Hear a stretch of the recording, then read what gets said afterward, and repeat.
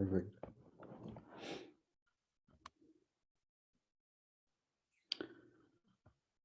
Okay, so today we're going to go over 15.7, 15.8.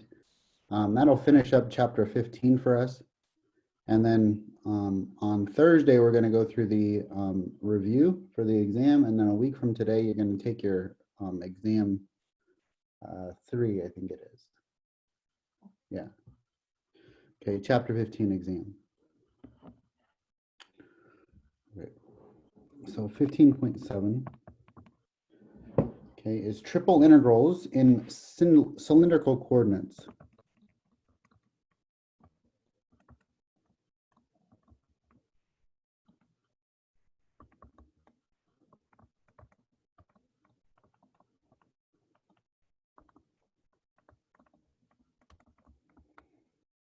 Okay, cylindrical coordinates. So let's look at a cylinder real quick.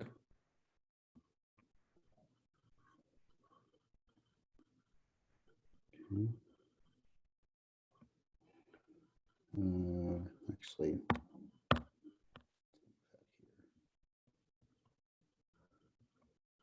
okay, so we've got our cylinder. So, okay, the only difference between polar coordinates and cylindrical coordinates is that in polar coordinates, we have an r and theta, and cylindrical coordinates, we have an r, theta, and z. Okay, so this is just my z-axis. Okay. Okay, so we still have x, okay, x, y, and z, right?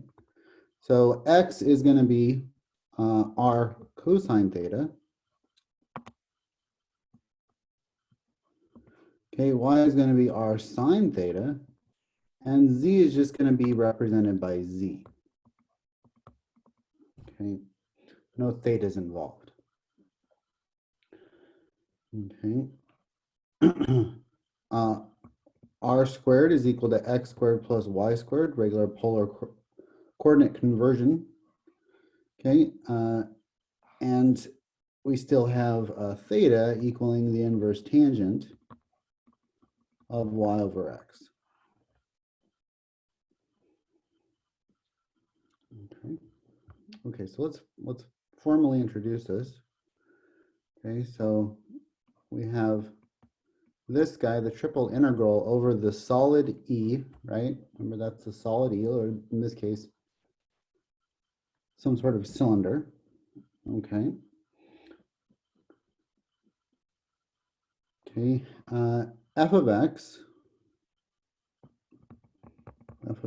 y, z, okay, dv. Okay, this thing is going to be equal to, give myself some room here.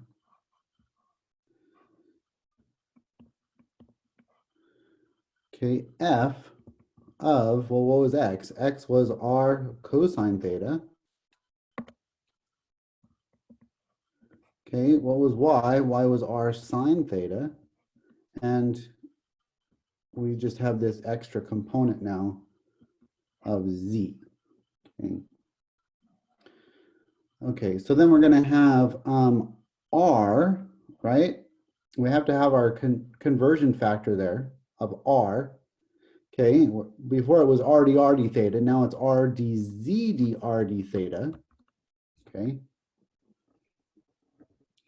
and u is going to be, u1 is going to be my limits of integration for z. Well, z is going to have to be in terms of r and theta. We have to convert z into polar coordinates. If we're given it in rectangular coordinates, it has to be converted to polar coordinates. So z, or u1 is in terms of r and theta. u2 is going to be in terms of r and theta. Okay, or this r cosine theta, r sine theta. Okay.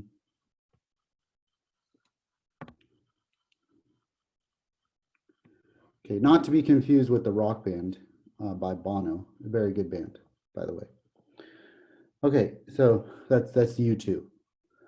Okay, H1 is theta, h1 of theta, right? Because we would integrate, okay, on r and theta, then we would get something in terms of theta after integrating with respect to r. We would want, or after integrating with respect to z, we get a function in terms of r and theta.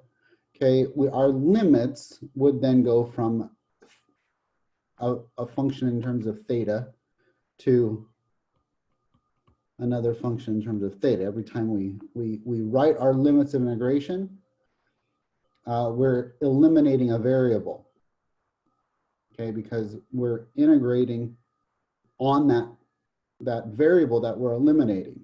Okay, so you just have to keep that in mind, that as we integrate, we're eliminating a variable, but before that, we have to set up our limits of integration so that we're writing that variable, say it's z, then we write it in terms of r and theta, and if it's r, then we have to write that r function in terms of a function of theta. It's going to be very important in the next section, actually 15.8. But it's important here too. It's a little easier in cylindrical coordinates. Okay, and then what's theta? Theta is going to be an angle, okay, and we'll call that alpha to beta. Okay, angle alpha to angle beta. Okay.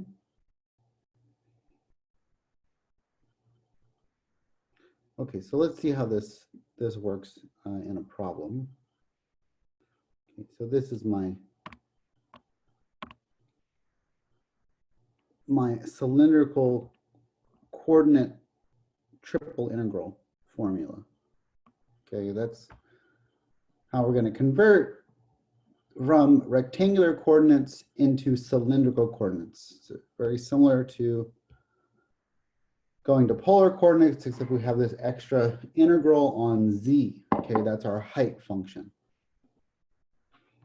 Okay, so let's move into an example here. Okay, number one, a solid E lies within the cylinder x squared plus y squared equals 1, and below the plane z equals 4, and above the paraboloid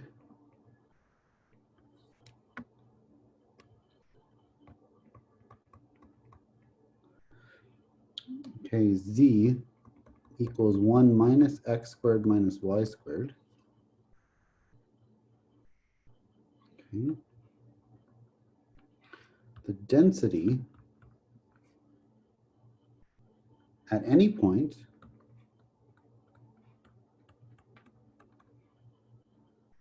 is proportional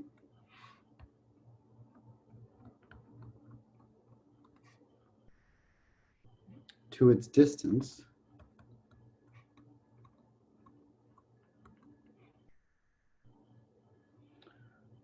from the axis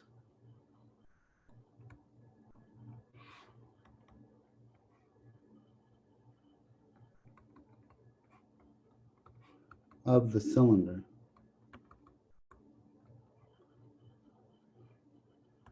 Okay. Find its mass.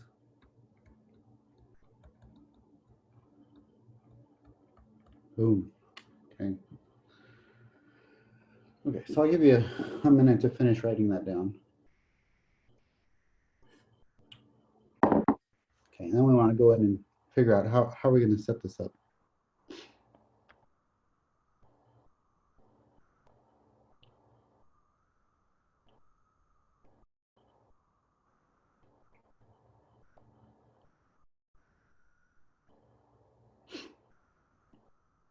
Okay, we good?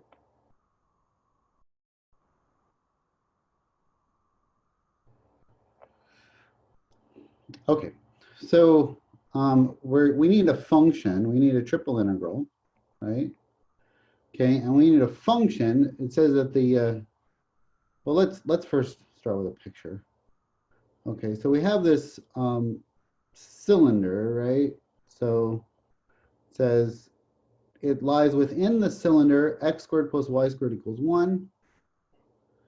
Okay, so that's just the unit cylinder, right? Okay, so unit cylinder. Okay, and then it's cut off by what? It's cut off by the plane z equals 4, right?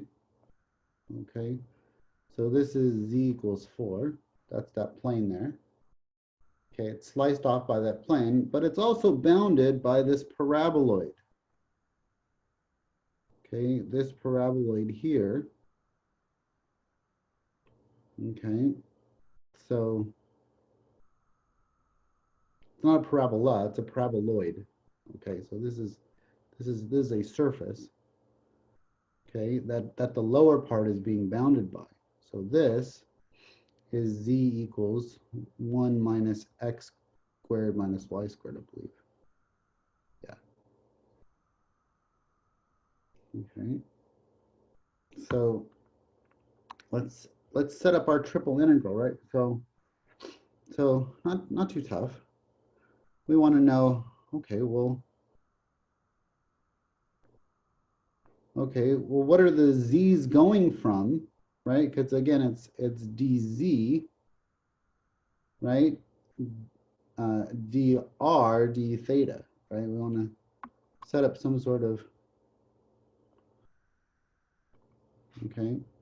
Well, I might write this as dz dx dy right now, just because we're in not polar coordinates yet. We're in rectangular coordinates so far. Okay. But I could convert pretty easily into cylindrical coordinates. I'll do that in a second. Okay. So what's z going to be? Z is going to be 1 minus x squared minus y squared, right? And then z, the limits here are going to go from that to 4, right? That to 4, okay? The x, well, let's do y first. The y's, right, are just the unit circle. So that's plus and minus, right, on the unit circle. So y equals plus and minus 1 minus x squared, right? So that's how you get your y values on the unit circle, right? So you would get from negative radical 1 minus x squared to positive radical 1 minus x squared, right? And then what's x going to go from? Okay, we continue to eliminate a variable here. In this we would eliminate, we could eliminate z, and then we eliminate y in the next one. So we would just solve for x, and that would go from -1 to 1, right? So that would be how we would set this up in rectangular coordinates. Okay, now let's talk about our density function. Okay, what's our density function? Well, the density, okay, which I'll call rho, is proportional, directly proportional, so some proportionality constant k, okay, directly proportional to the distance from the axes, right? So the distance from the axes, well, that's just the distance from the center of the circle, right? So the distance from the origin, right? The center of the cylinder is just going to be the square root of x minus 0 squared, okay, which is just x squared, okay, plus y minus 0 squared, which is just y squared. Okay, now that would go in here, right? Now, again, it's going to be much easier to write this in polar coordinates because of all the circular properties that are going on here, right? So let's change this whole thing into polar coordinates, okay, or what we're going to call cylindrical coordinates here. Okay, so this is going to be the integral from what? Well, this is 1 minus r squared. That's 1 minus r. So z has to be a function of r and theta. Okay, in this case it's just r because the theta goes away because we're just integrating over a circle. Okay, so to all thetas. Okay, 1 minus r squared to 4, still 4. Okay, z didn't change there. Okay, the row, the function is going to be k r times k. Now why? Well, what's the square root of x squared plus y squared? Well, the square root of x squared plus y squared is equal to the square root of r squared, right? So this thing is equal to the square root of r squared. Okay, this thing here is equal to the square root of r squared, which is just r. Now, what are we going to have to put by changing this to polar coordinates? This is still dz, and then we're going to change it to dr d theta. What do you think we're going to have to put so that we get our conversion factor correctly? Okay, yes, thank you, Giovanni. Okay, it's an extra r, right? Remember the r d theta. Yes, that's our conversion factor for polar coordinates. So we actually have to have another r here. Okay, it's r dz dr d theta. Okay, rk, this is from the original. This extra r here is going to be r dz dr d theta. Okay, let's finish this up. Okay, what does r go from? R goes from 0 to 1. And what does theta go from? It goes from 0 to 2 pi, so not too hard. Okay. Okay, so we're going to integrate now. We have kr squared, right? So we're going to integrate this with respect to what? Well, we're going to integrate it with respect to z. So if we integrate with respect to z, I would get z, I would just have kr squared z, and then evaluated from 1 minus r squared to 4, right? Okay, so let's plug in 4 and 1 minus r squared. So this is 4k r squared minus kr squared times 1 minus r squared. Okay, let's simplify that. That's 4k r squared minus kr squared, okay, plus kr to the 4th. Okay, and so this is now just our regular polar coordinates, dr d theta, okay, from 0 to 1 and then from 0 to 2 pi. It's not a good pi. Okay, so combining like terms, we get 3kr squared plus kr to the 4th, right? Okay, now integrate this. Okay, this becomes kr cubed. The 3's are going to cancel out. Plus, so we're integrating this, okay, with respect to r. Okay, plus 1/5 kr to the 5th. Evaluate that from 0 to 1. Okay, so plugging in the 1, we get k plus 1/5 k. Plug in the 0, they go away. This becomes 6/5 k. Right? Now we integrate this with respect to theta. Well, there is no function, or there is no thetas in my function. It's just a constant. So this becomes 6/5 k theta evaluated from 0 to 2 pi. You can basically just plug in the 2 pi. Okay, when we go from 0 to 2 pi of a constant.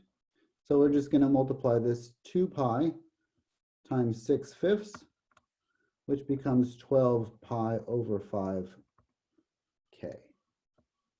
Okay, and that's equal to my mass. Okay, which I should have said that in the beginning. Okay.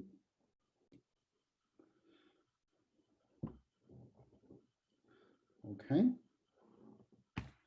Makes sense. So far, so good. Okay, let's do one more of these cylindrical coordinates. Okay, and we're going to go 2 here. Okay, so I'm going to give you again in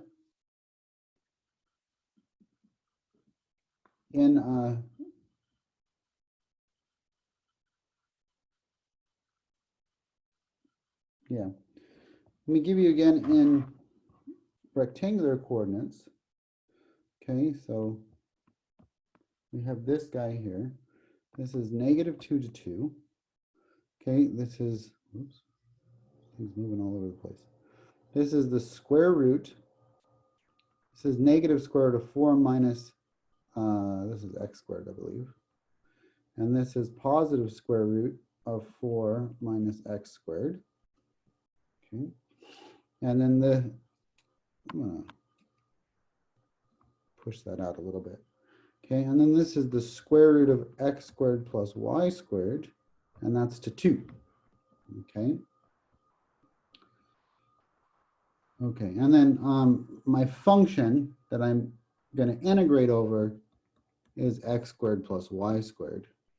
And this is dz, dy, dx. So we want to convert this from rectangular to polar. Okay, now keep in mind that this is a function, right? This is a function. X squared plus y squared is a function, but that's a function that we're integrating over in the 4th dimension. Okay, so that's a 4th dimensional function. Just kind of weird to think about it. That it's a function in terms of x, y, and z. Okay, it doesn't have any z component, but it is. Okay, so just keep that in mind. Now, what I'd like to do is I'd like to use the limits here to write the solid, right? So there's a 3-dimensional solid E that corresponds to these limits. So what would that solid look like? Okay, well, it's circular, obviously, because the projection of this solid in the XY plane, okay, the projection of it in the XY plane is a circle of radius 2, right? So this goes out to 2, this goes out to 2, right? A circle of radius 2. Okay, so that's the projection of the solid. Now what's z? How is z being categorized here? Well, z is being categorized, okay, by going to 2. So I know that the circle, that's a really bad circle. Okay, that the circle, that's still bad. Here, it's a little bit better. That the circle, when I take a slice of this thing, is going to be at, this is z equals 2, right? So that's a circle. So we've got some cylindrical properties here, okay? But this guy is just the projection. This is not there are not sides to this wall here, okay?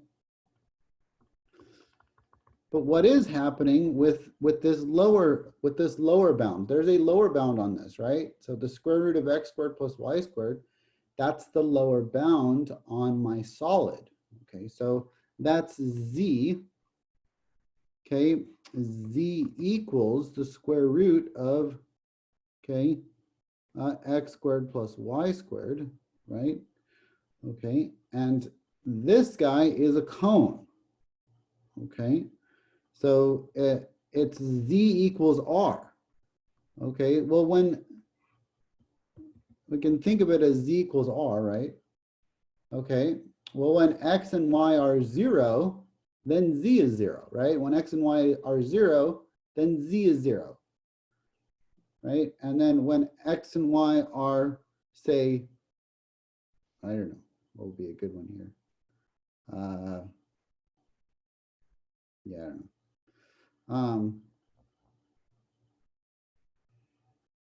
I was thinking of an easy number that would go in there, but you know, when x and y are 1, it's root 2, right?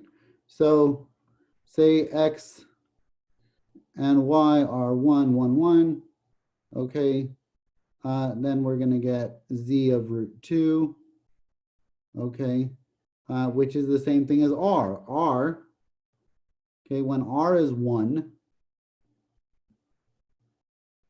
okay, or sorry, when r is root 2, okay, z is also root 2, okay, and so what we get is we get this guy here, okay, that z and r are the same thing, okay?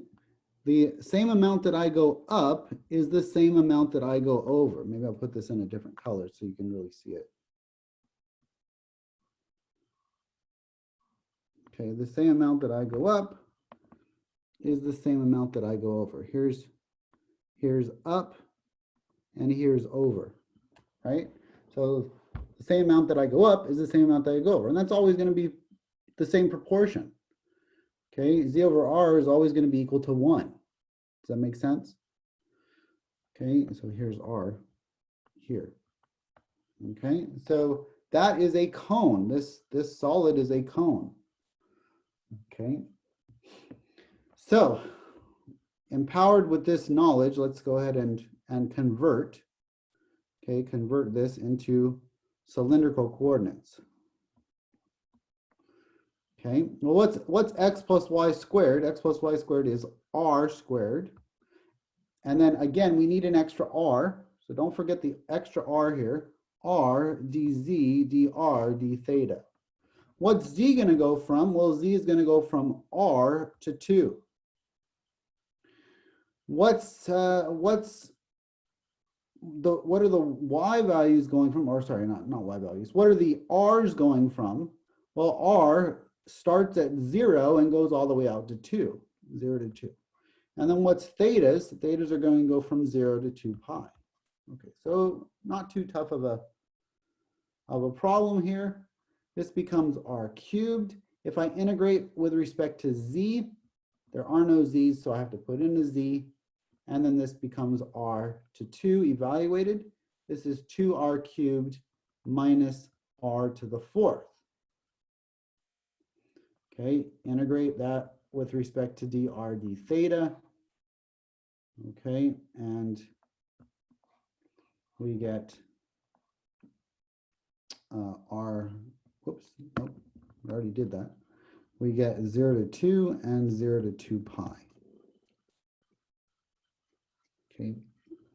Okay, so this is going to become 2/4 r to the 4th minus 1/5 r to the 5th from 0 to 2. Okay, this thing becomes 16 over 2. Plug this in. This is 1/2 of 2 to the 4th minus 1/5 2 to the 5th. This becomes, again, 16 over 2 is 8 minus this is 32 over 5. So this is 40 over 5 minus 32 over 5, which is 8 over 5.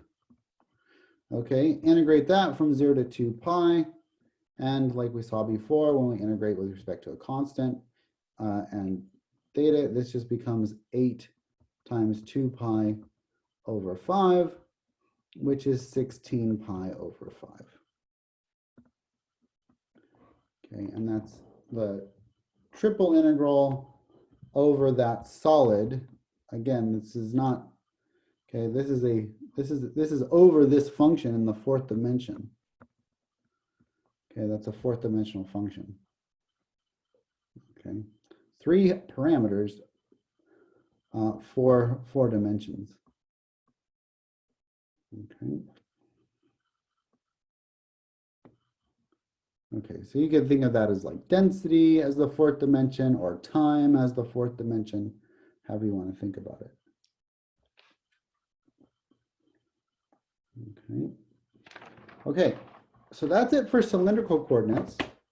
Okay, let's move into spherical coordinates. Spherical coordinates, same type of deal. One step, I guess, more challenging is that our conversion factor is not as nice. Okay, so we've got spherical coordinates here. So let me set up our spherical coordinates. So we have spherical coordinates. This is 15.8. Okay. So spherical coordinates.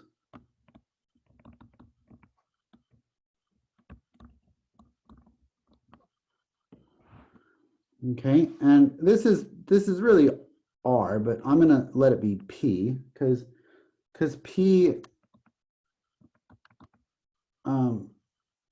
P and R are not necessarily the same. R's, okay, P is the radius of the sphere, and R is the radius of a circle. So just keep those in mind. Okay, they don't always end up being the same. Okay, so P is the radius of the sphere. Okay, this is the spherical radius. Okay, I'm going to let it be P. Okay, so we have spherical coordinates is P, theta, and phi. Okay, we have two angles. Now let me explain these angles here. Okay, so what do we have this angle phi, and what is that all about?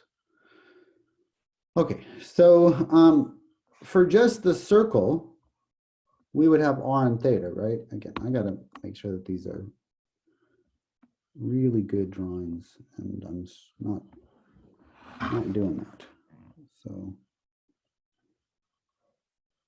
okay, that's not good. That's, I don't know. That's better. Okay, so in the sphere we have our radius, right, for our sphere, and then we have theta. Okay, so now let's go to and make this a sphere. Okay, and so our theta goes all the way around. Okay, that's kind of like my latitudes, and then a phi is my longitude. Okay, is my longitude. So why does phi? Well, what is phi, and why does it? And what are the what are the limits on phi? What are the conditions on phi? Okay, so again, P is the radius, right? So the horizontal revolution, okay, is theta. Theta is the horizontal revolution. And then phi maps out exactly what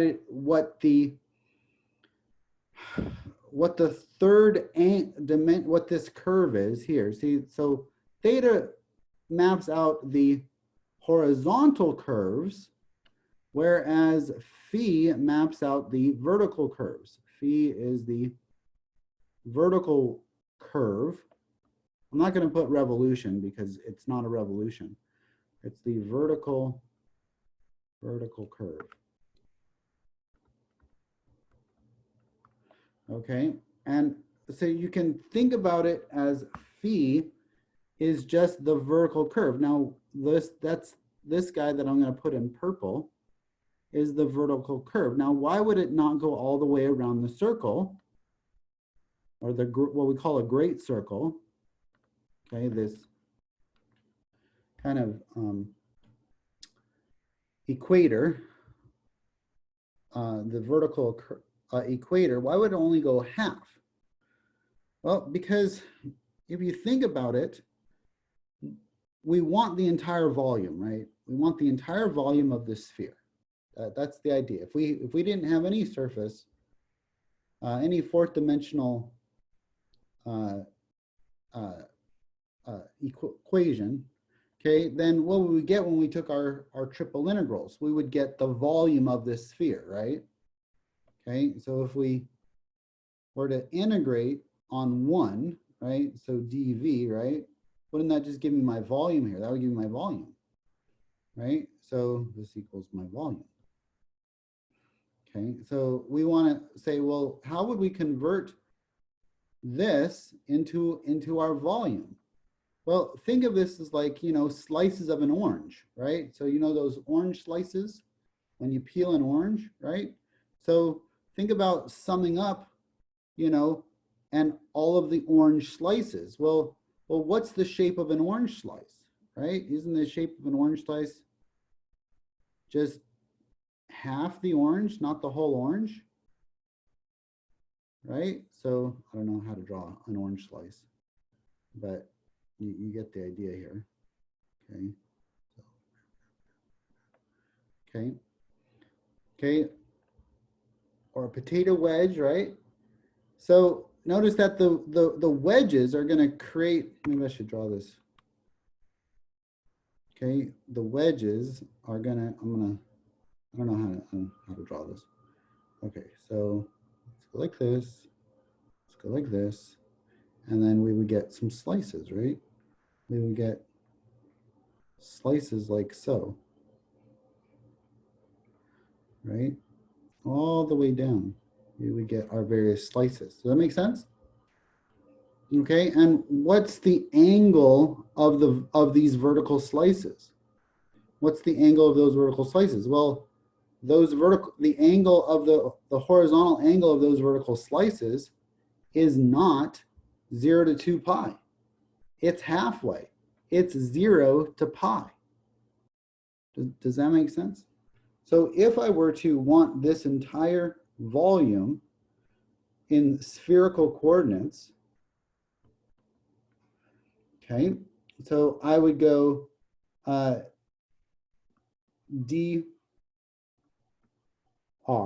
okay, or dp, okay, d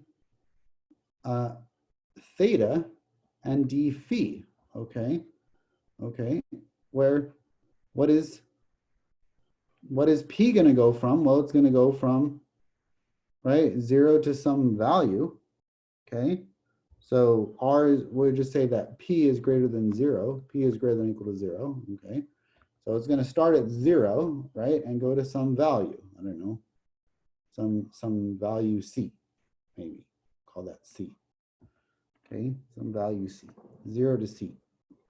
Okay, and then what about theta? What's theta going to go from? Well, theta is going to be the whole rotation vertically, right? So doesn't theta go from 0 to 2 pi? Right, so 0 to 2 pi.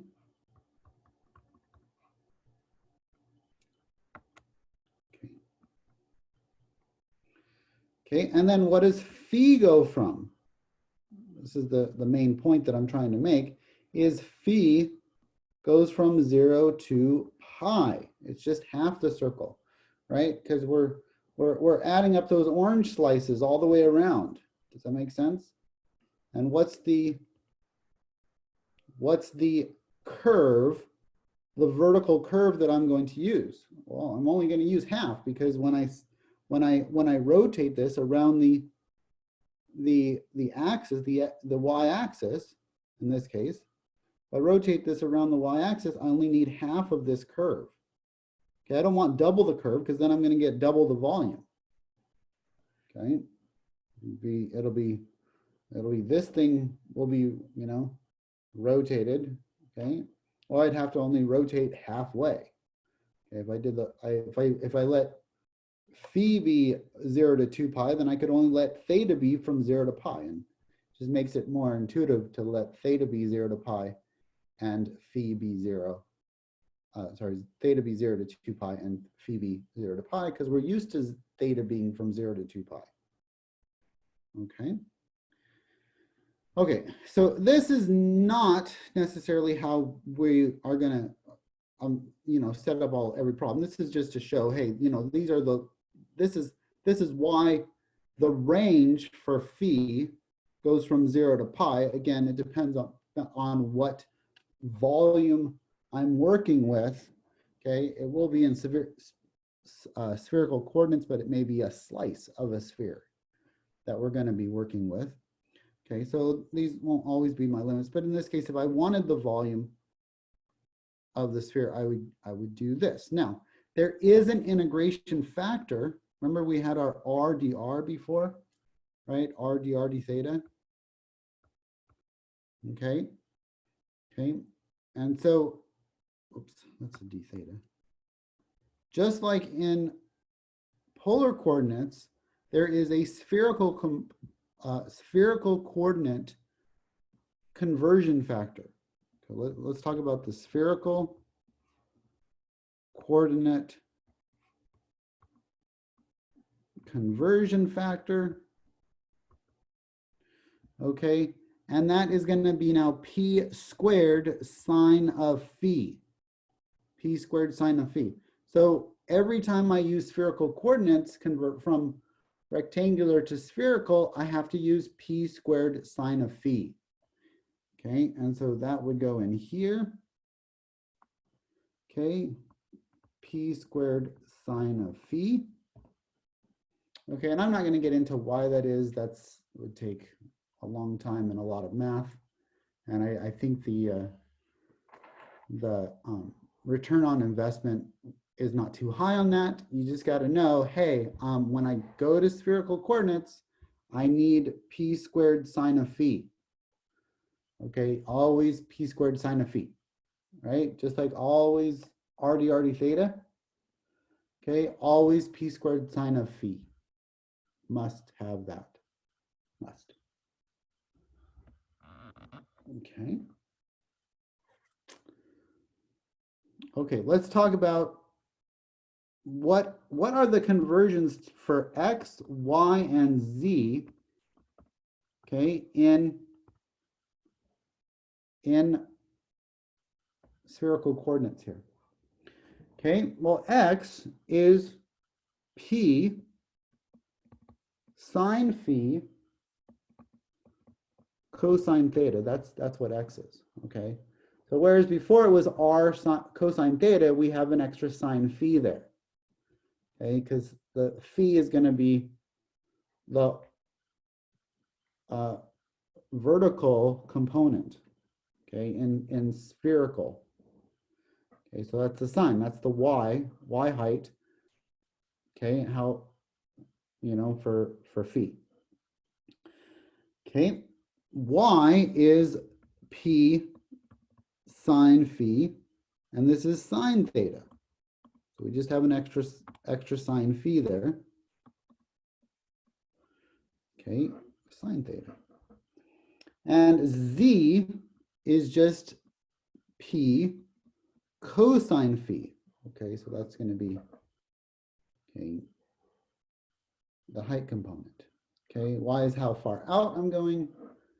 Okay, x and y are how far out I'm going.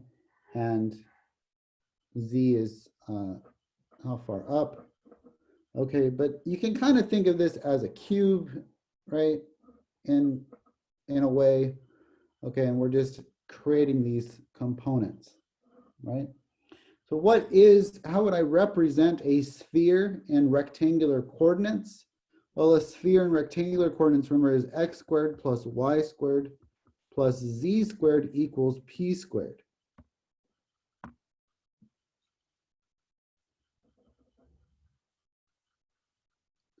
P is equal to rho? Yeah, exactly.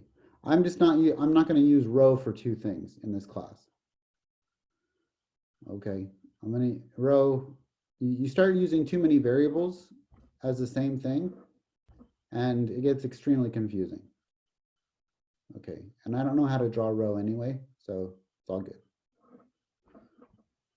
Okay, so yes, P is equal to rho, okay, which is really just equal to R. You can think of it as analogous to R, but again, I'm not going to use R and rho and P all as the same thing. And no, we're not going to do that. Okay, because again, that gets triple confusing. Does that help? Does that make sense? Okay, but yeah, in the book, it's rho.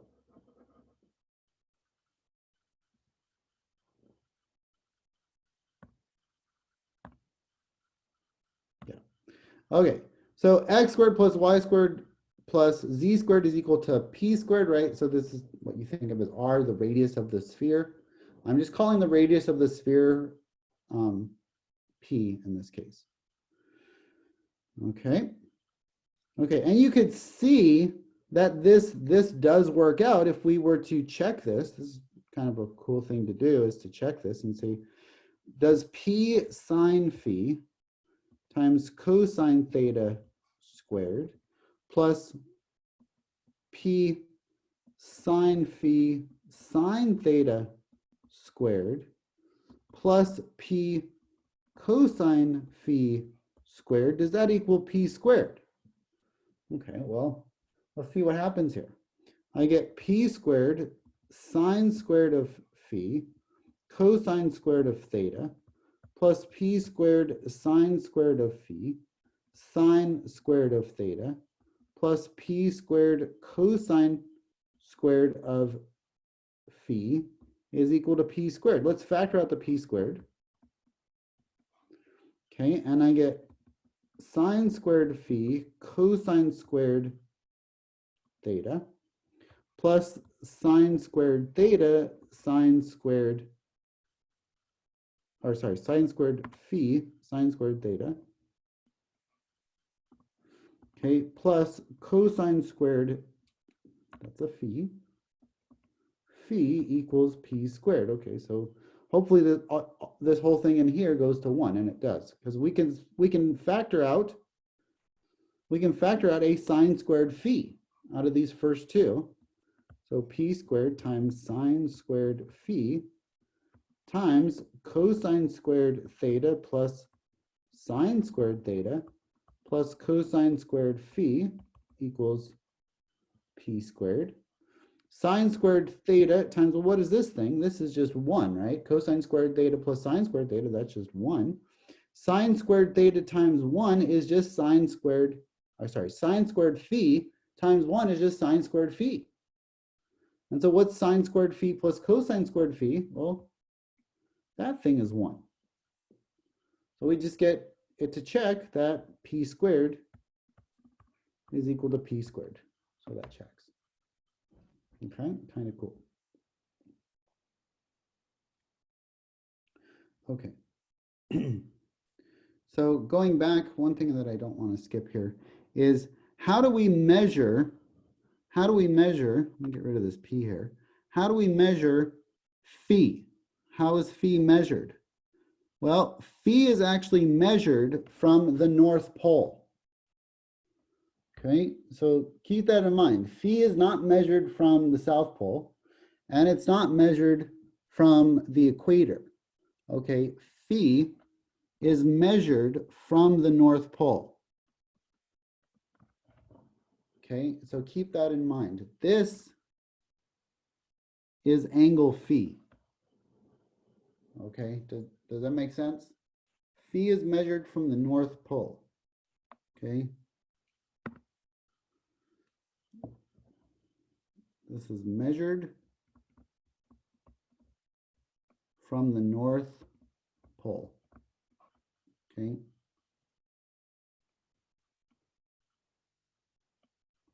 That's where the jolly guy is from, with his little dingle balls. Okay. There, North Pole. Okay. Do a little candy cane there. Okay.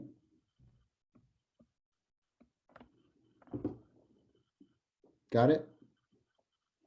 Okay, it's measured from the North Pole.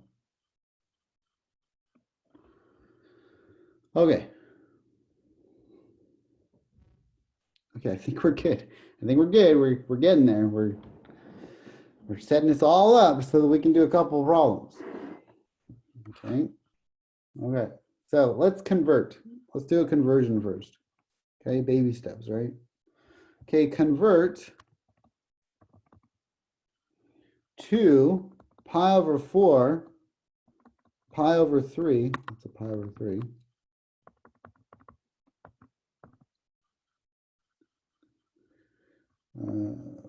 from spherical to rectangular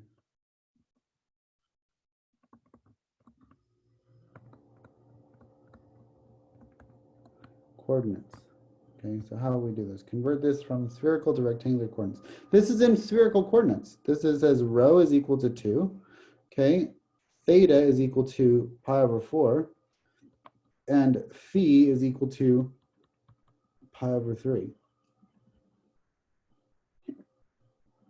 Okay, so what was x? X was equal to, okay, rho sine phi cosine theta.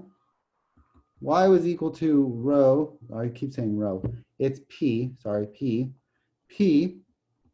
sine phi sine theta, and z is equal to p, okay, cosine of phi.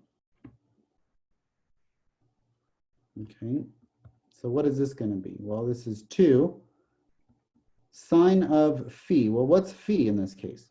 Phi is the last coordinate. This is theta and phi. Okay, so sine of pi over 3 times the cosine of pi over 4.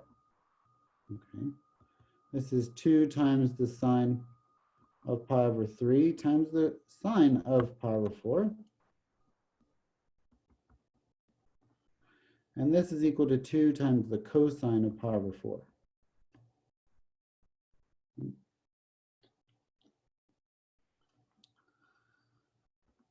Okay, so this becomes what? 2 times the sine of pi over 3 is radical 3 over 2. Cosine of pi over 4 is radical 2 over 2. Okay, so that becomes what? Radical 6 over 2.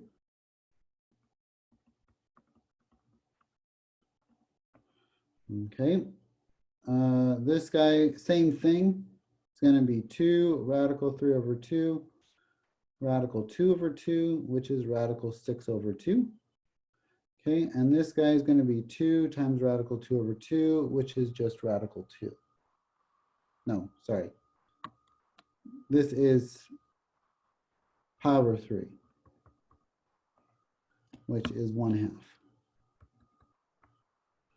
Okay, which is 1. Okay.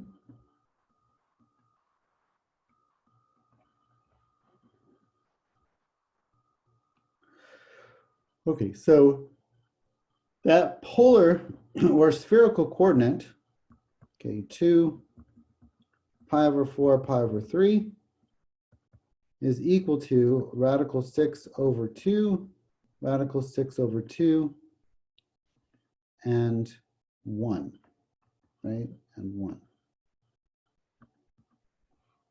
in x, y, z. This was p theta phi, and this is x, y, z. So a conversion.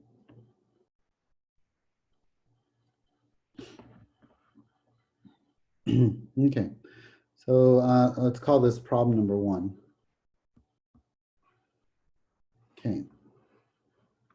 I'll give you a second to write that down.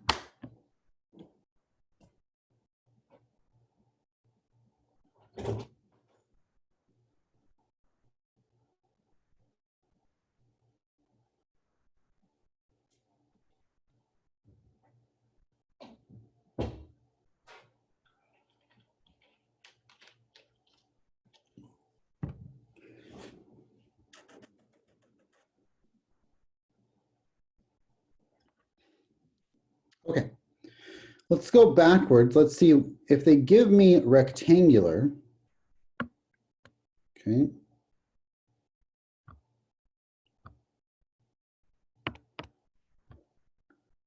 Oh, we already wrote 1 there.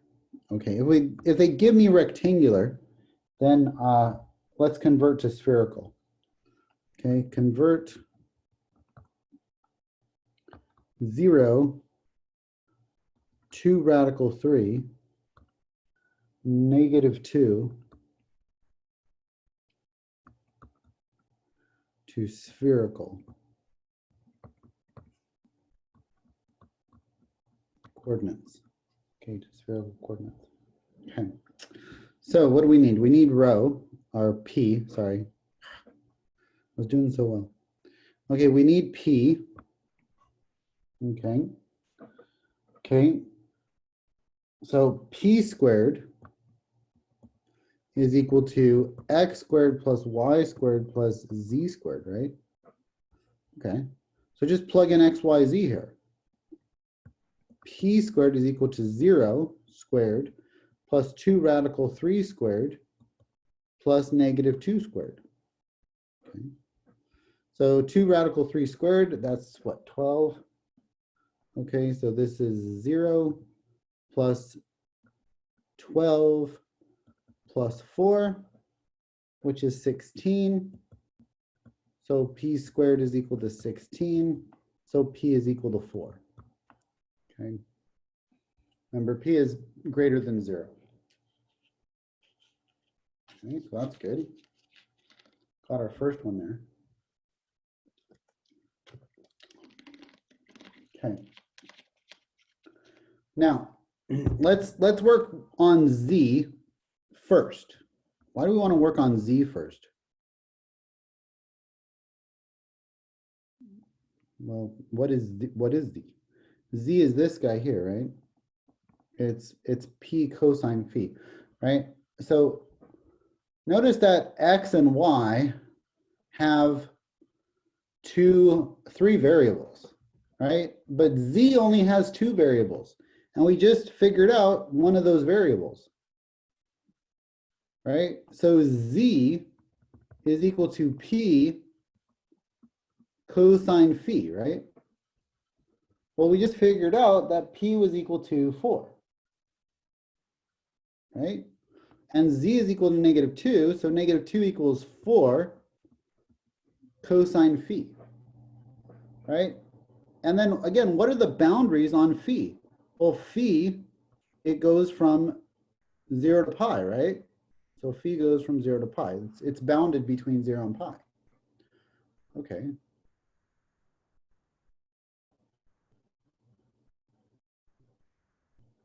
Okay, so let's see what happens here.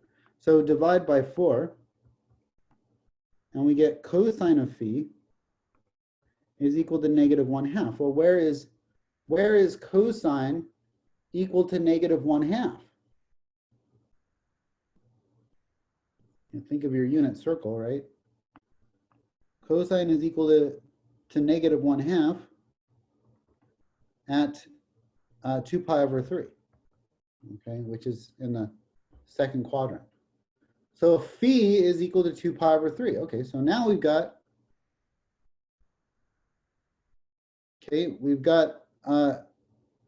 two of our components. We're just looking for the third one, right?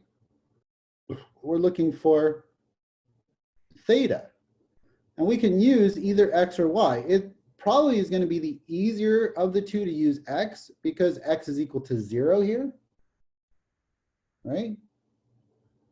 Okay, makes sense. But we could use y as well, either way.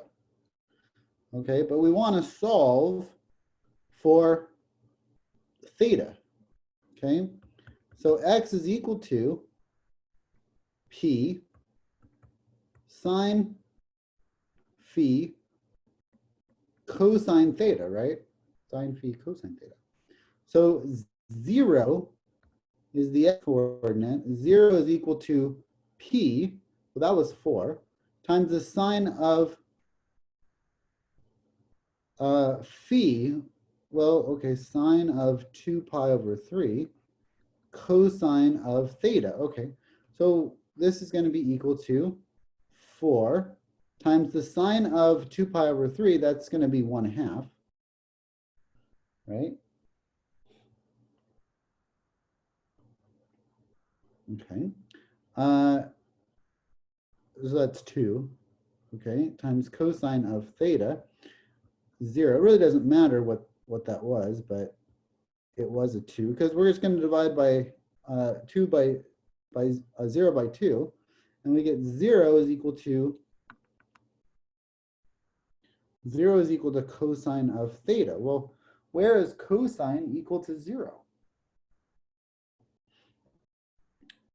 right? And again, this is from 0 to 2 pi.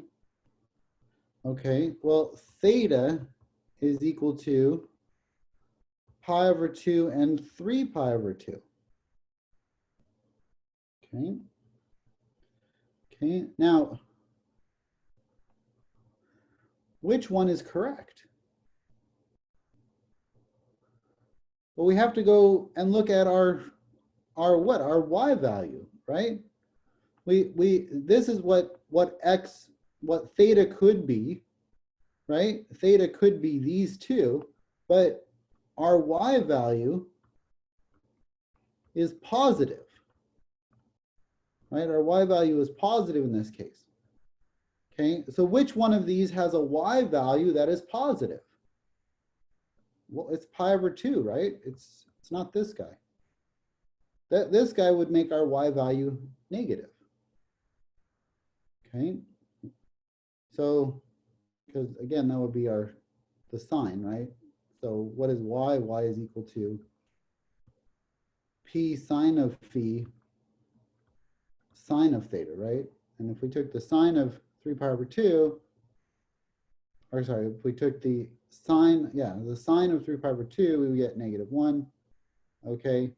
And that's going to not be good, okay? Because our y value is positive, okay?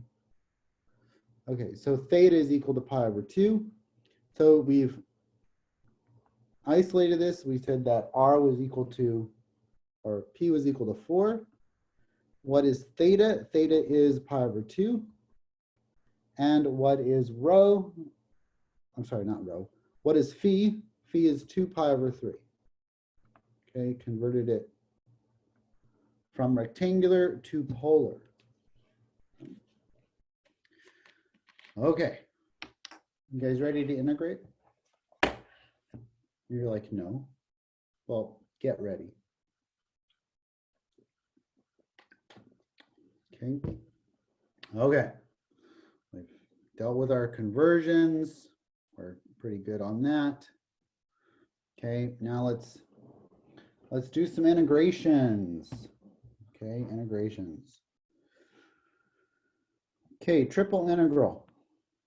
Okay, in spherical coordinates, f of x, y, z dv over our solid E, okay, our three-dimensional solid E, is going to be equal to, okay, our limits. Well, let's not talk about limits. Let's just talk about our function. It's our function f in terms of x, y, z. But what is x? X is rho sine phi cosine theta. Y is rho sine phi sine theta. And what is z? Z is rho cosine phi. Okay, don't forget your integration factor. What was our integration factor? It was rho squared sine phi. Okay, and then this is dp. I keep saying rho again.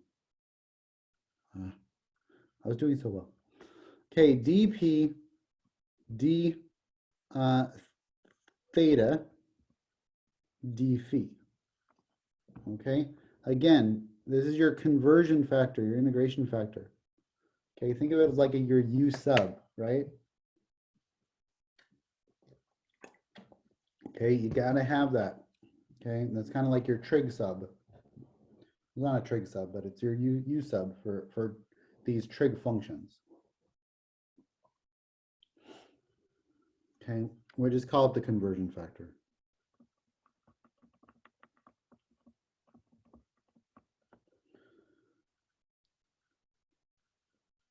Okay, now what are our limits of integration?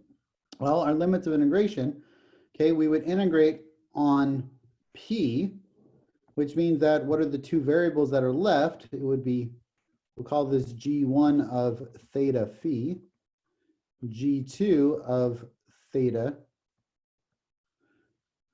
okay, phi. Okay, so p is going to be in terms of, okay, theta and phi. Okay, and then what's theta? Theta would be, okay, an angle. Theta is an angle, right? So theta is an angle between 0 and 2 pi. So that's kind of nice. That just becomes alpha and beta. Okay, and then what about phi? Phi is just an angle. Okay, that's a numerical angle. Okay, so they're not based on the function at all. So that's kind of nice. The only one that's based on the function is this first one. Okay, R is based on the how far out I'm going in the function, but the other two are just based on angles. Okay, so which are constants, and then phi goes from C to D. We'll say, okay, C to D. Alpha, beta. I could have put like gamma and delta. I don't know how you want to do that, but okay, we'll just do C to D. Okay. Okay, if you really want to get spicy, you can do a little gamma and delta here if you want. There you go. Okay, you can Greek it up, okay, if you really want to. Okay, but just think of it as C and D. Okay, so let's move on to number 3 here. Okay, evaluate this guy over B. Well, what the hell is B? Oops, I can't swear in this. This is being recorded. I apologize. Okay, what the double hockey sticks is B? Okay, so yeah, we'll get to that in a second. This is E, not rho. Okay, this is E, natural exponent, x squared plus y squared plus z squared, okay, to the 3/2 dv, okay, right? So this is rectangular. We want to change this to spherical, okay, where B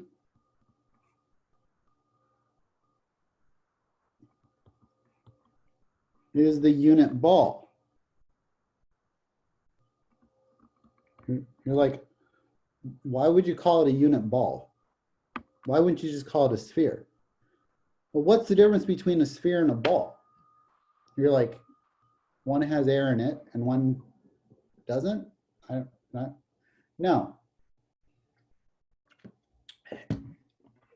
A ball is an enclosed sphere, okay? A ball is an enclosed sphere. Don't think of a basketball or a soccer ball. Think of a bowling ball, okay? So the sphere is the surface area of the bowling ball. The ball is all of the mass that's making up the ball, okay? So think of a baseball or a bowling ball. That is what a ball is in math. Does that make sense? Okay, so this is an enclosed sphere. Closed sphere. It's all the mass that makes up the sphere. It's an enclosed sphere. Okay, again, think of a bowling ball. This is a bowling ball, not a basketball. Okay, because the basketball, yes, question? Like a ball of yarn. Yeah, exactly. Yes. Okay, it's everything. It's a ball. Just again, I'm not going to get into this. This goes way beyond this scope of this course into something called topology. But yeah, that's what a ball is. Okay, so a sphere is the surface. A ball is, okay, it's analogy, right? So a circle is analogous to a sphere, where a disk is analogous to a ball. Does that make sense? Okay, a disk is all the area, a ball is all the volume. Okay, a circle is just the outside edge, the perimeter, and a sphere is the outside edge or the surface area. Okay, so, okay, and since we're dealing with volumes here, this is a solid ball, okay, and it's the unit ball, okay, so it's the unit ball. So 0, okay, right? So what would be the unit ball? The unit ball is 0. We'll say P goes from 0 to 1, right? Why? Because this is the unit ball is x squared plus y squared plus z squared is equal to 1, right? And so this ball actually goes from 0 to 1. Does that make sense? Okay, it's all of the volume between 0 and 1 where P is 1. Okay, it's called a unit ball. Okay, so all of the volumes. Okay. Okay. Okay, so makes it pretty simple. Okay, so for our integration, our limits of integration, pretty simple. Okay, we have e to the what? To the x squared plus y squared plus z squared. But what was e? What is x squared plus y squared plus z squared? Isn't that just p squared? Right? To the, what is this? 3 halves, is that right? Yeah, 3 halves. Right? And then what do we need? We need our conversion factor. We need our p squared sine of phi. And then we need dp, d theta, d phi. Now let's look at our limits of integration. Well, again, this is just a unit sphere. It's a unit ball, actually. Okay, so our unit ball, okay, is going from what to what? Well, this is 0 to 1. This phi, or sorry, theta, what is theta going from? It's 0 to 2 pi.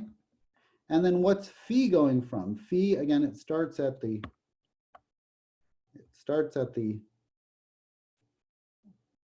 North Pole and it goes down. So it goes all the way down to the bottom here, North Pole to the South Pole. So that's a 0 to pi. That's the volume that I'm integrating over, is just a unit ball. Okay. It's that volume that I'm integrating over. Okay, so let's do the integration here. Well, this becomes e to the p cubed, p squared, sine of phi. Now you might be able to see why they gave you this funky function here, because it actually integrates nicely. Okay, dp d theta d phi, right? Okay, 1, 2, 3. I'm just going to put those there. Okay, so now what are we going to do? We're going to integrate with respect to p, right? But what am I going to use? I'm going to use a really nice u sub, right? Because if u is equal to p cubed, then du is equal to 3p squared dp. Oh, look at that. So du over 3 is equal to p squared dp. Oh, that's nice. So plugging in 0 for my limits, 0 and 1 for my limits, I get 0 to 1 because 0 cubed and 1 cubed are the same thing. Okay, 0 to 1, this is e to the u, right? Du over 3, right? Because we have p squared, right? So what does this become? Well, this becomes, okay, e to the 1, or just e over 3. Okay, because the integral of e to the u is just e to the u. Does that make sense? Maybe I won't skip that step.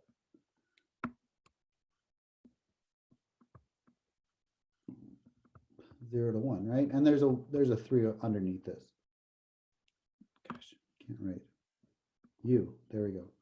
Okay, so e to the 1 is just e, right? So this is e over 3 minus, well, what's e to the 0? Well, it's just 1. So this thing becomes 1/3 e minus 1. Okay, so now I've eliminated the variable p, which is good. Okay, I still have my sine phi, don't forget that. We still have our sine phi.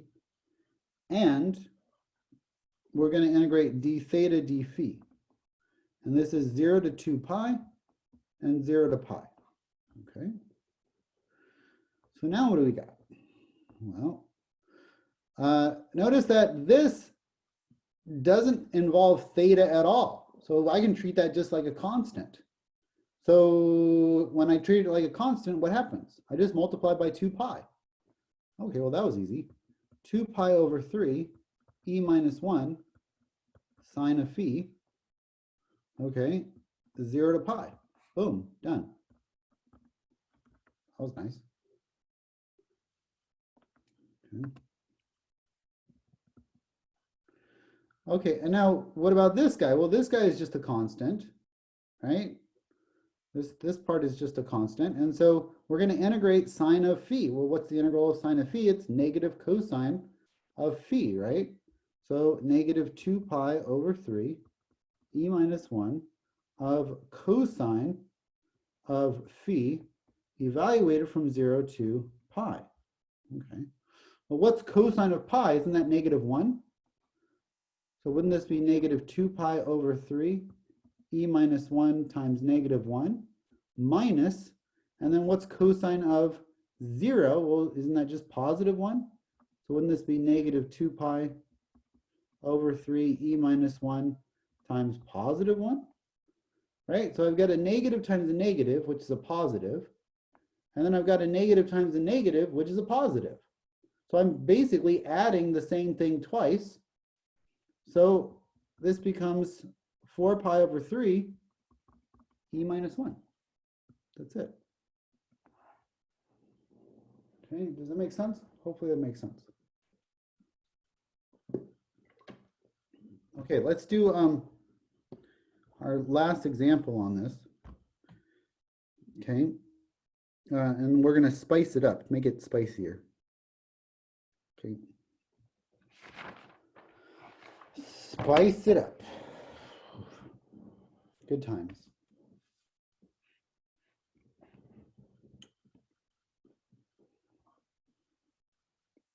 Okay, number 4.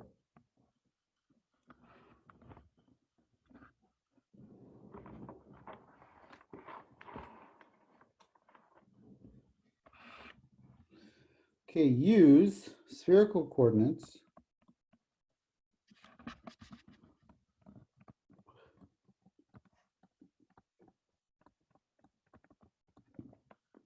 to find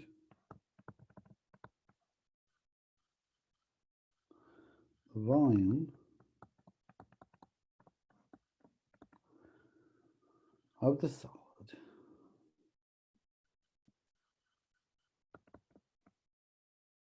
Come on.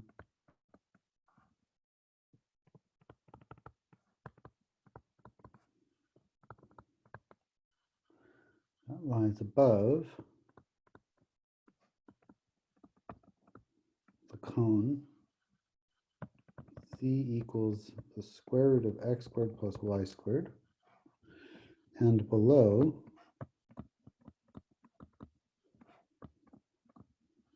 the sphere, x squared plus y squared plus z squared equals z.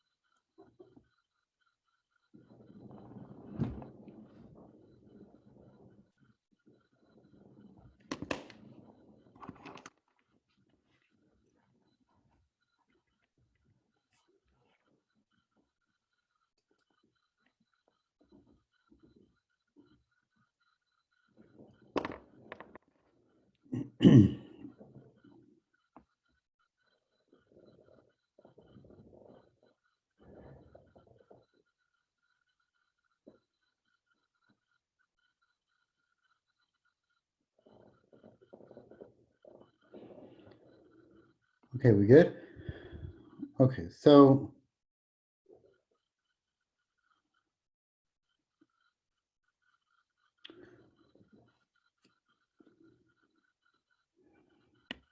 I wanna draw this thing. Okay, like what would this thing look like? Okay, and so in order to draw it, I'm going to draw it in rectangular coordinates, but then we're going to have to think about it in spherical coordinates. So I don't want you to get confused about one point, and I'll cover that point in a second. But I am going to use rectangular coordinates here, but I don't want you to get hung up on what the rectangular coordinates are. Okay. Yeah. So just keep that in mind. Okay. So we've seen what the cone looks like before. What does the cone look like? Well, the cone looks like this. We saw this in a previous example. If x and y are 0, then z is 0. If x and y are 1, right, out 1, up 1, then we've got radical 2 for z. Okay. Sorry. If x and y are 1, 1, then this thing goes out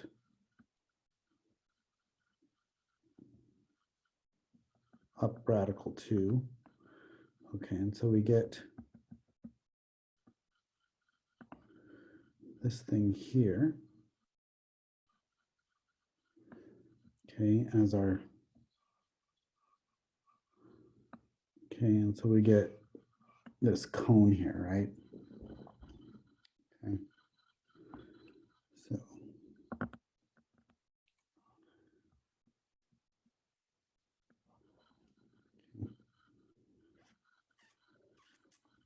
yours can be a rough sketch. I'm gonna actually, I don't really want to have a rough sketch on this at this point. I kind of want to have it to be nice. So I really don't want to screw this one up.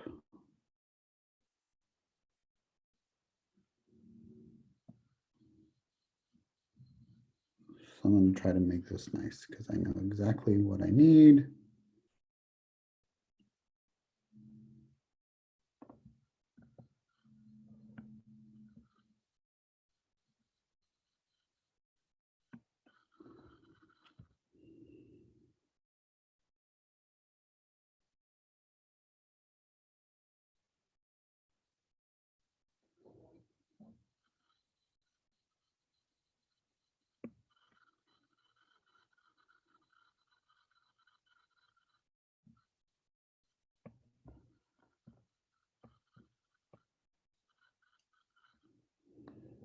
Okay.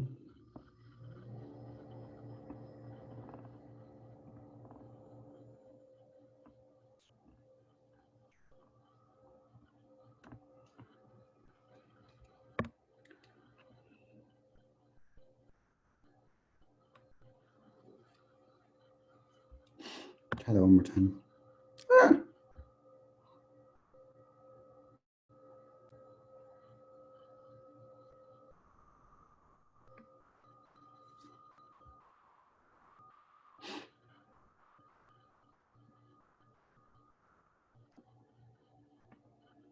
Okay, so there's my cone.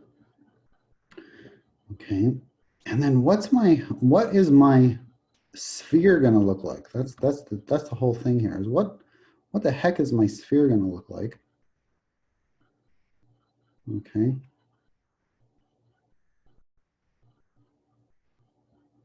Let's put the center of the cone right there. Okay, what's the sphere going to look like? I'm going to get rid of this real quick. Move it over. X squared plus y squared plus z squared equals z, right? Okay, so let's complete the square on this. Okay, we've got x squared plus y squared plus z squared minus z is equal to 0. X squared plus y squared plus z squared minus z. Take 1/2 of -1, which is -1/2, and square it. That's positive 1/4. Okay, so this becomes x squared plus y squared plus z minus 1/2 squared is equal to 1/2 squared. Okay, so what the heck does this look like? Well, this is a sphere centered at 0, 0, 1/2 with radius of 1/2. Okay, so if it's centered at 0, 0, 1/2, this is the center. Okay, then I get my circle, okay, my sphere.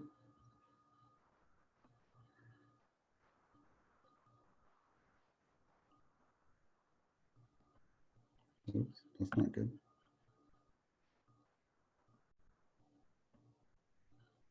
I can't hold, I can't do this straight. Let me just draw it freehand.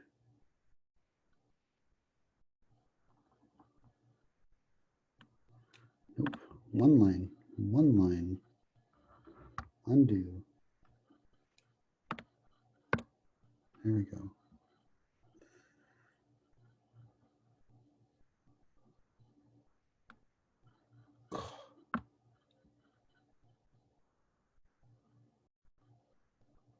There we go.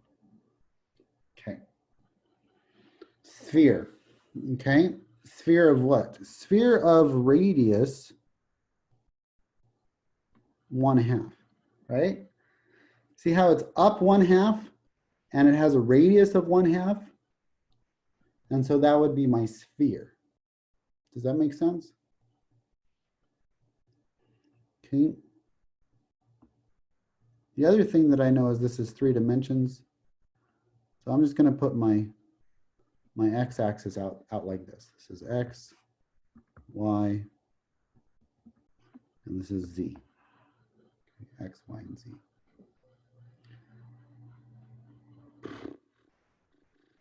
Okay. So far, so good?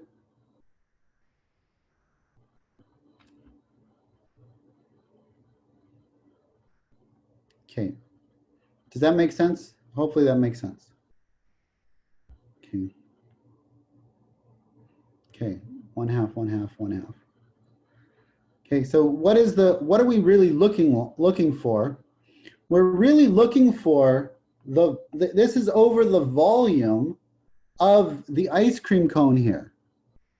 Okay, do you see how this is like an ice cream cone? We have our this and then this, right? Okay, so E is the volume of my ice cream cone. Okay, it's the top half of the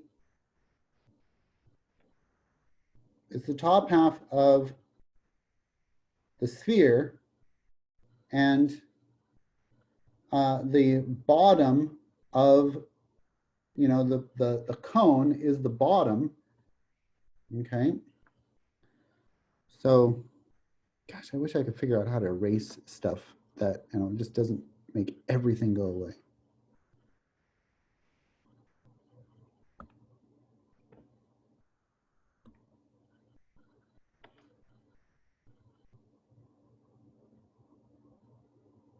Nope. That doesn't work. Okay. Anyway, at any rate, okay. So that's what we're really looking at there. Is this okay? So now I have to figure out, okay, how are we going to convert this? Right? How are we going to convert this to polar coordinates? Or not polar coordinates, spherical coordinates, right? Okay, we want the volume of this thing. Okay, so again, what's the volume going to be? Well, the volume is going to be this triple integral dv, right? Okay, but what is the triple integral? dv, right? And the function is 1, right? So that the function really isn't 1 because we have our conversion factor, rho squared sine phi of dp d theta d phi. Okay. And now we have to know, well, what's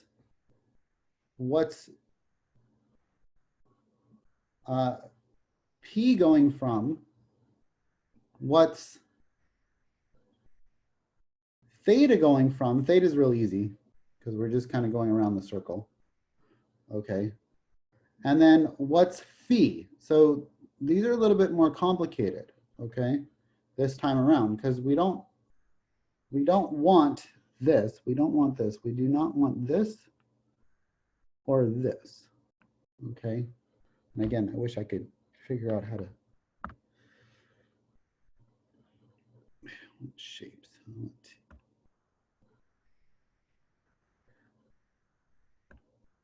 I don't know. If I could draw, maybe I could draw in white. Maybe that would be good. Can I draw in white? Yes, I can draw in white. Yay, figured it out.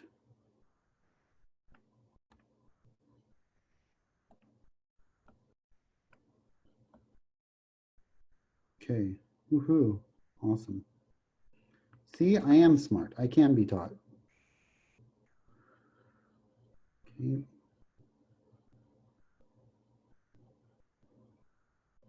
There we go. Okay, yay, I figured out how to erase.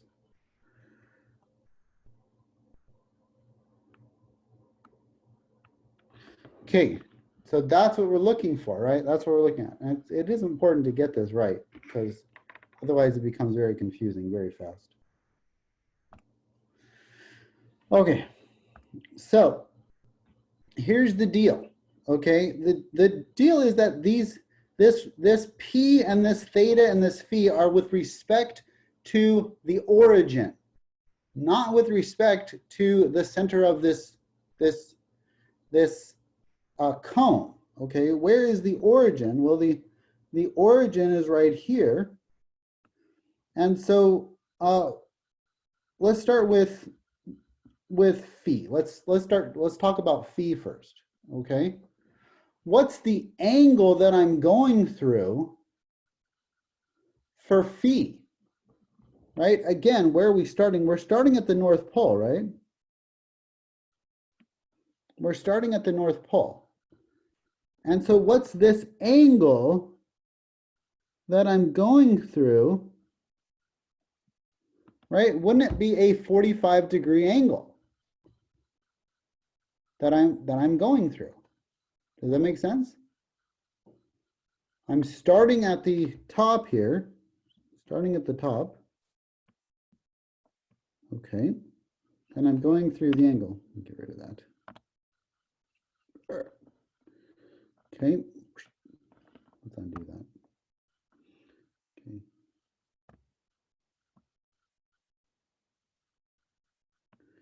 Okay. Bring back my ruler.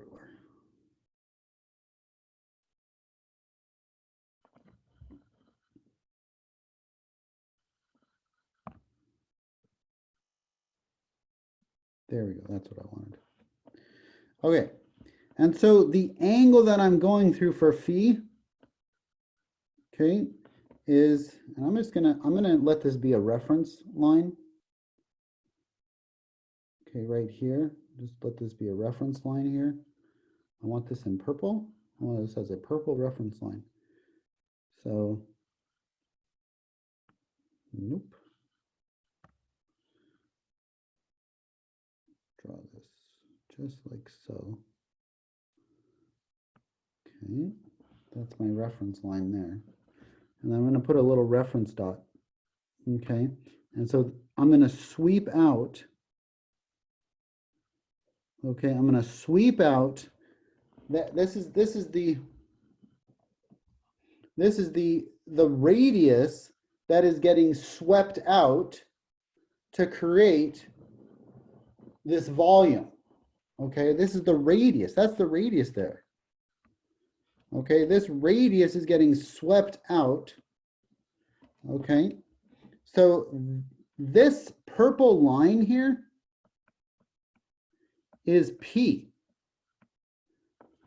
whereas the r here was the radius of the sphere, but the sphere is not on the center axes, right? So r is not equal to, it's not equal to p. R is not the same as p here. P is completely different. Boom, not equal.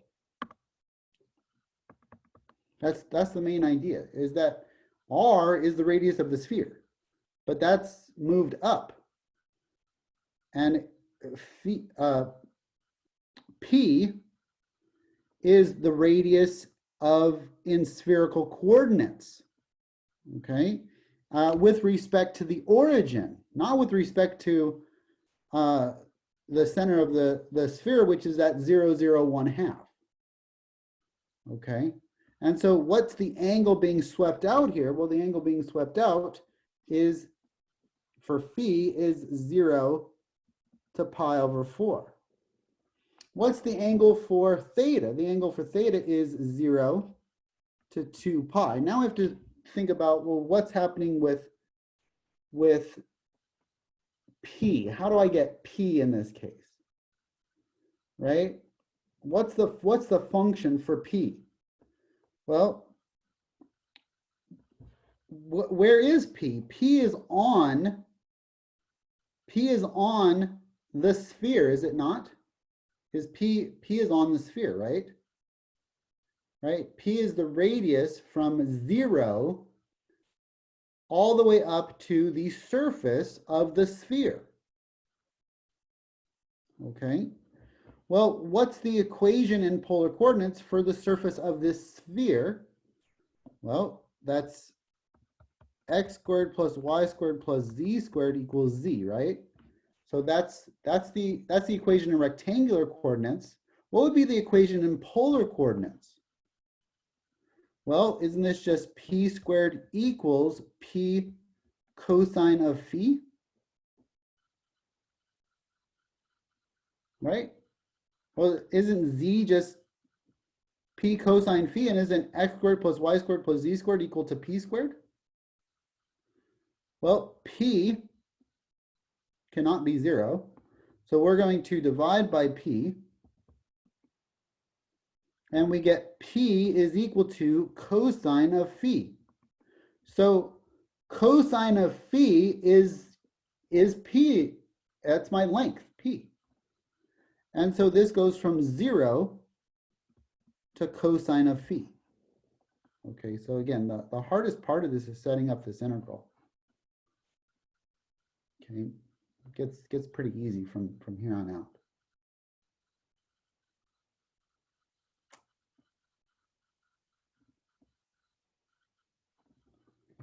Okay. Okay, so hopefully this makes some sort of sense. Okay. I tried my best. My drawings are not the greatest, but hopefully it gets the point across. You can't animate these drawings either. That's the problem. Like when you're teaching in front of students, you can animate. You can say, hey, this, okay, this is drawing out that thing, right? Okay, that's your angle. Okay, that's your surface. Anyway, okay. We'll survive. We'll do the best we can. Okay, so let's do the integration here. We set this integral up. Now let's integrate. Okay. Okay, so let's integrate with respect to p first. So it's going to be 1/3 p cubed, right?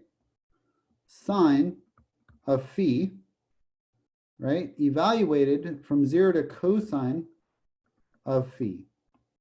Okay, that's kind of cool.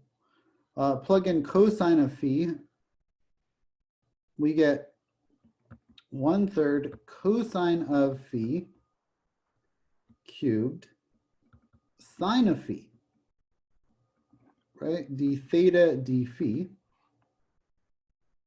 Okay. Right? Okay. Because if I plug in 0, I just get nothing. Okay. Integrate from 0 to 2 pi.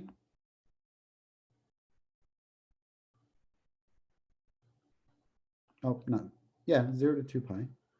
Okay, and then integrate from 0 to, what do we do, pi over 4?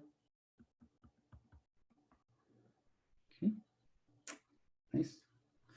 Okay, again, this has nothing to do with theta, nothing involving theta here. So this is going to be 1/3 cosine cubed phi sine, okay, phi. And then what happens when I integrate from 0 to 2 pi? Don't I just multiply a 2 pi? Right? Because again, it has nothing to involve with theta. So this is 0 to pi over 4. And this is just d phi.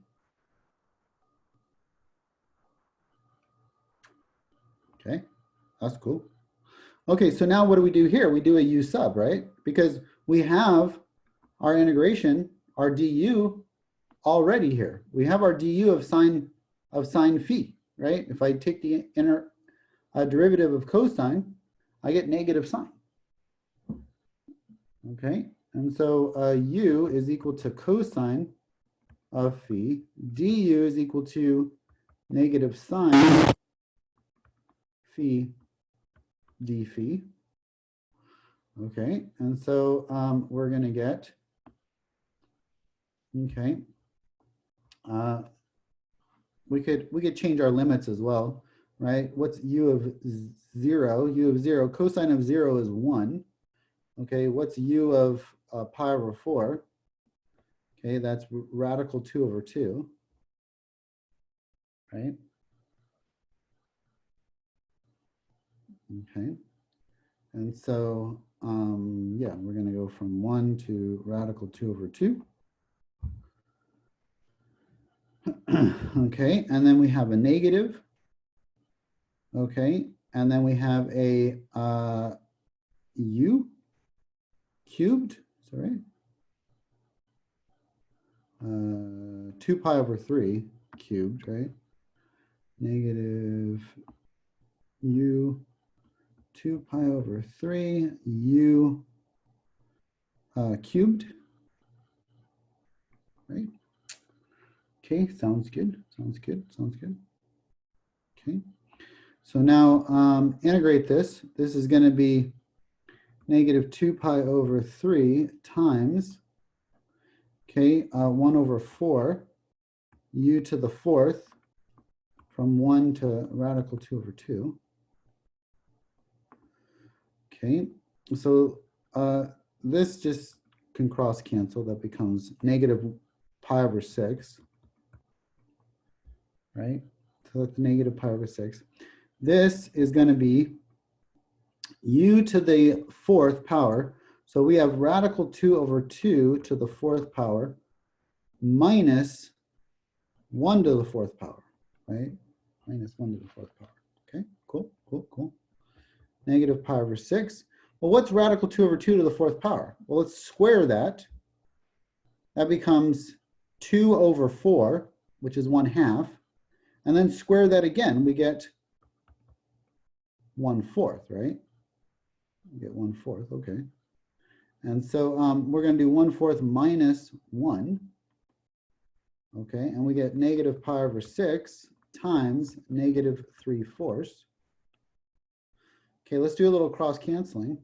This is 2, negative times negative positive, and I'm just left with pi over 8. Okay.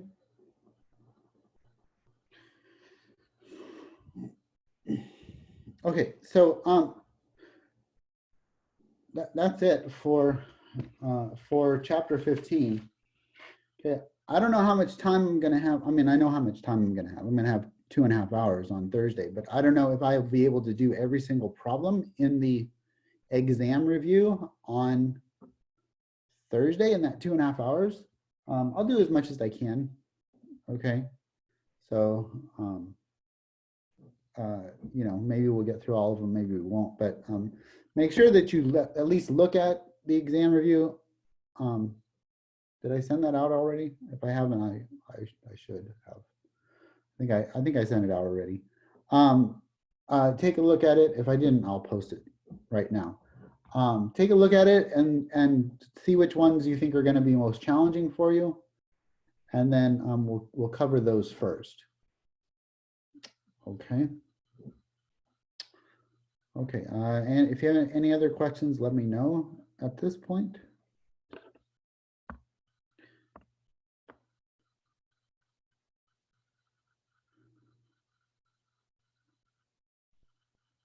Where would we be turning in homework? It's through WebAssign. So, yeah.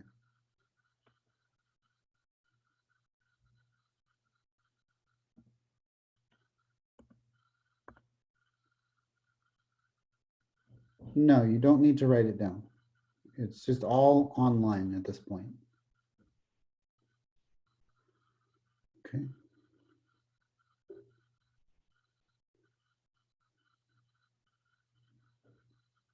Yeah.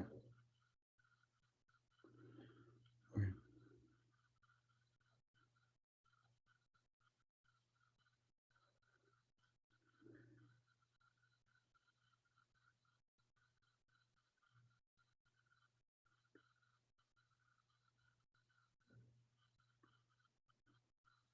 I guess so. So it's on WebAssign.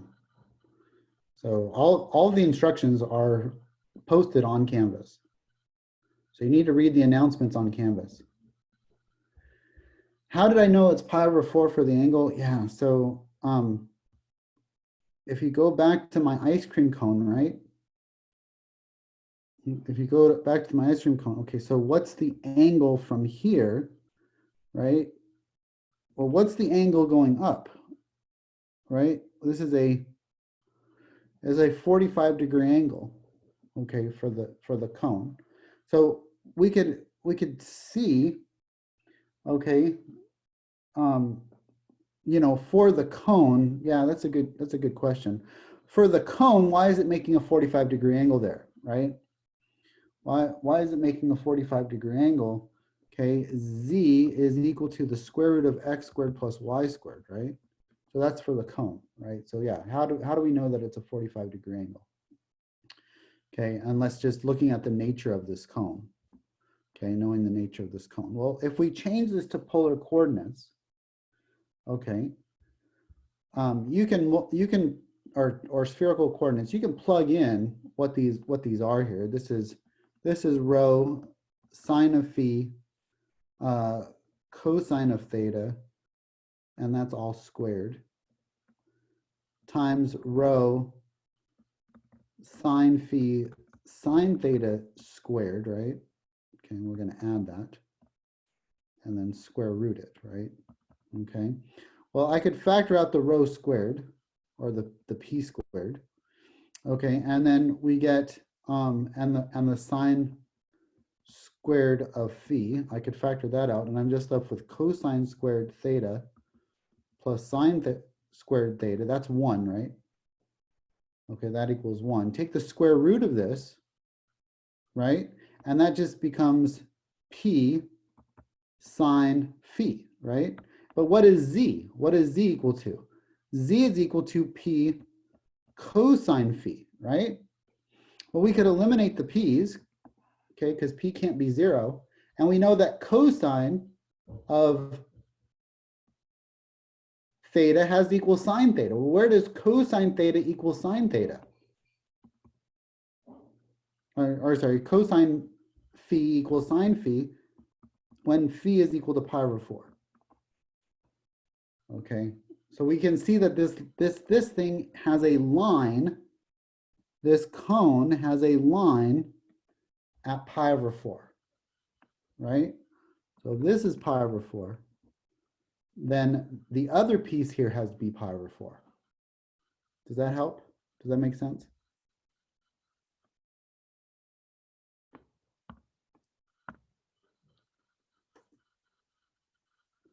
Yeah. Okay, sounds good. Okay, yeah. But you also know the projection of this is 1, right? Like if you were to just take z equal 1, right, of the cone, let z equal 1. You could also, z is equal to the square root of x squared plus y squared, right? So 1 is z, and then you would go out, 1 and 1. So you would get this cube, basically. Well, you would get the root, square root. Yeah, it's not as simple as that. Okay, you would get radical 2 over 2 and radical 2 over 2. But you could see as well that that's going to create a 45-degree angle, because you would get, again, you would get 1 here, right? And then you would get this guy here.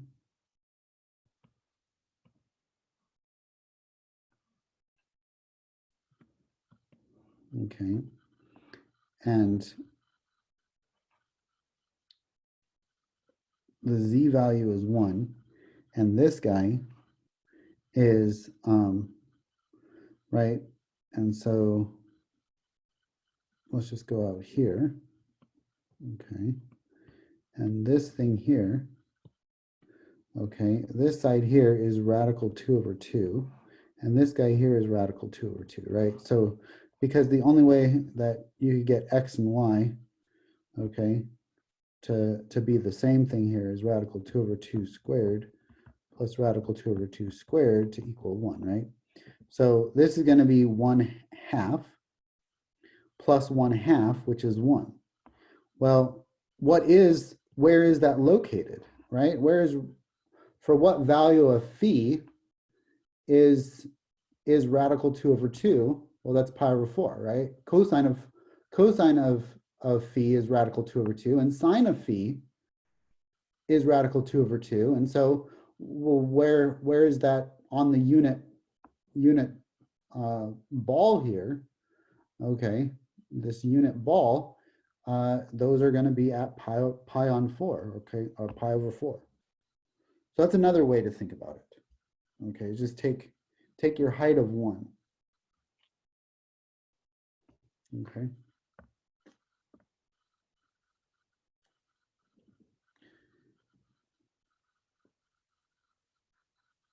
Now there is a radius to the sphere. The radius is 1/2. Okay, again, up here, I had said that r, the radius of the sphere, is not the same as p. P is a radius in spherical coordinates. Think of it as, okay, as looking up at a star and saying, okay, how far away am I from that star? Right? Or saying, okay, how far am I away from that, well, let's go with a star, right? So let's think about the sun, right? Say, well, how far am I away from that sun? From that point on the surface of the sun? Well, that's our P, but that doesn't tell me the radius of the sun. Does that make sense? Those are two completely different radii. One is the radius of the celestial sphere, and the other is the radius of the sun.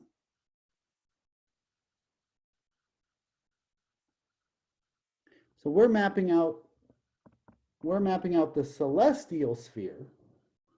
Okay, our point of reference is not the center of the sphere, it's the center of the axes. So I hope that analogy makes more sense, right? So, I mean, I could have a sphere out here, right? And so my P is mapping all the way to those points, okay? So it's your point of reference. Okay, so you can map here as well, right?